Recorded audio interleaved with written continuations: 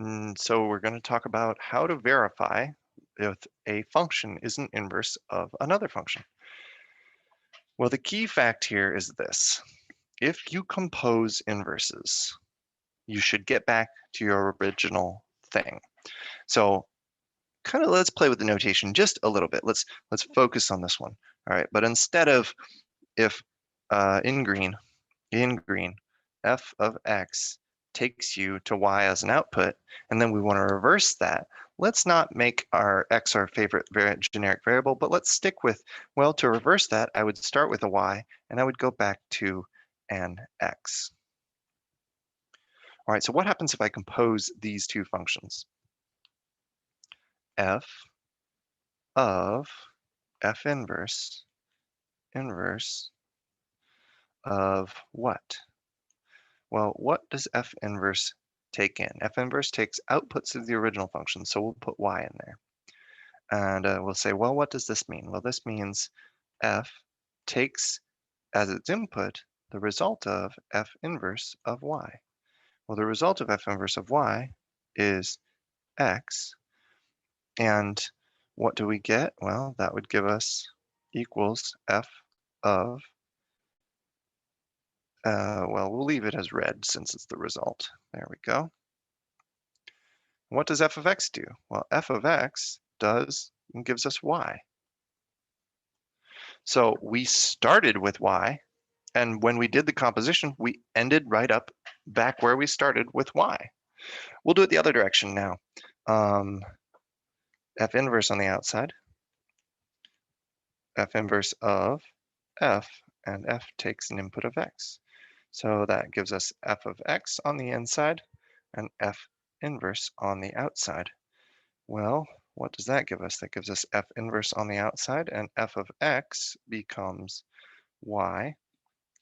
This guy becomes that. And what is f inverse of y? F inverse of y is x up here. So we get x. So we started with x and we composed the functions and we got right back to x. Because if you do something and then you reverse that exact same thing, you should get back to where you started. So if I walk to school and then I walk back home, I did something and then I reversed it and I ended up right back where I started. So that's the test for inverses. If you compose them and you get the same input, the same generic input that you started with back, then you know that they're inverses. If you have it written as f and g instead of, which is common because if you don't know whether the two things are inverses, you're typically asked, hey, are f and g inverses? Well, this rule is going to look like f of g of x equals x. Well, that's f of g of x. Do it, and if you get x out, you're that way.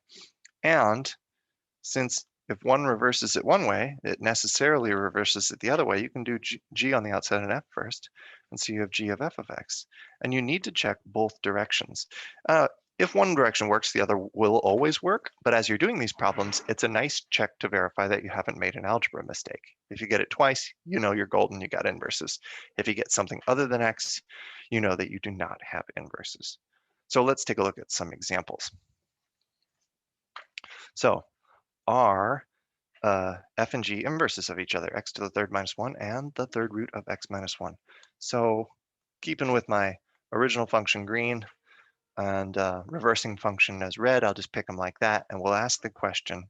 We'll just take a look at it. And so to see whether they're inverses of each other, we're going to ask, is f of g of x equal to x? And see what happens. So f of g of x is equal to, well, what does f do? F takes its input and cubes it and then subtracts 1. G of x is the input, so we're going to put third root of x to the minus 1 power there. Okay, so I think in this case, to work with exponents actually makes it clearer to see that the cube root of x minus 1, all raised to the third power, is actually just x minus 1. To do that, I will rewrite the cubed root of x minus 1 as x to the 1/3 power. And now if you have a power raised to a power, 1/3 times 3 is just 1. You end up with x minus 1 to the third power, which is just x minus 1. Those parentheses aren't totally necessary. It's just to show that we simplified that. So x minus 1 gives us x minus 2. So we just figured out that f of g of x does not equal x. It needed to equal x if it was an inverse, and so since we did not get x, we didn't get back to our original starting point, these two things are not inverses.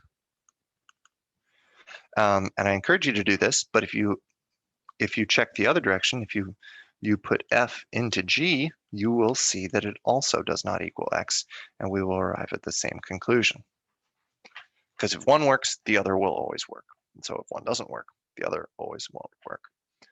Let's try another one. I'm going to drop the colors just to make it easier for me to write. So let's ask the question, is f of g of x equal to x? Let's find out. So f of g of x equals, well, what does f do? F cubes and then subtracts 1, whatever the input is. The input in this case is the other function g of x, third root of x minus 1. Well, from the same, okay, important thing, I totally started doing the same problem over again. And so that needs to be a plus. Cube root of x plus 1. Okay, from the same logic on the other slide, the cubed gives us just what's underneath the cube, x plus 1. Minus 1 gives us just x. So yes, we suspect that they are inverses. To truly verify this, we should check the other direction. So is g of f of x equal to x? We're asking a question. Okay, let's try it. G of f of x. Well, g does what? G does the third root of whatever input plus 1 under our root. The input is the other function, x to the third minus 1, or f, x to the third minus 1. Those parentheses are not necessary. They're just to show the plugging of the input in. And so when we combine like terms underneath this third root, we will have -1 and +1, which will add to 0, and we'll be left with just 3. And again, you could think of that as x to the third, all raised to the 1/3 power, and see that you multiply the root, the exponents to get x to the first power, and sure enough, yes, in both cases. And that is a pretty good indicator that I haven't made any algebra mistakes. And so, yes, f and g are inverses. You could label either one as the inverse and then the other one as the original because they both reverse each other, and that's the definition of inverses. All right, and that's the end of this material.